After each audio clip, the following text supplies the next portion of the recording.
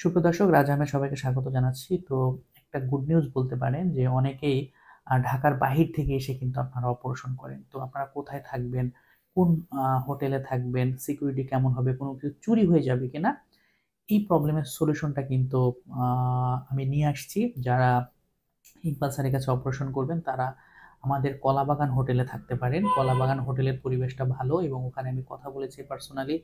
ওখানে মোটামুটি পুরা ওই হোটেলটাই সিসি ক্যামেরায় আর অন্তর্ভুক্ত, কোনো ধরনের প্রবলেম হবে না। এবং আপনারা যারা ওখানে উঠবেন আমার কথা বলবেন যে রাজ ভাইয়ের সাথে কথা বলে আসছি, তাহলে অবশ্যই ওনারা আপনার 100% সিকিউর মেনটেন করবে।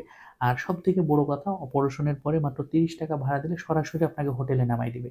আবার হোটেল থেকে 30 টাকা ভাড়া দিলে সরাসরি আপনার ইকবাল স্যারের চেম্বারে। এখানে কোনো সিএনজিতে ওঠা লাগছে না, আপনার বাসে ওঠা লাগছে না, কোনো ইনফেকশনের ঝুঁকি থাকছে না।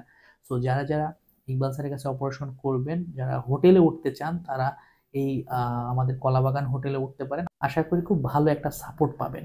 আর হোটেল বুকিং করার জন্য অবশ্যই 2 থেকে 3 দিন আগে জানাতে হবে, নাহলে হুট করে বললে হোটেলের সিট থাকবে না। তাই হোটেল যদি প্রয়োজন হয় আমাকে একটু আগেই জানাই দিবেন।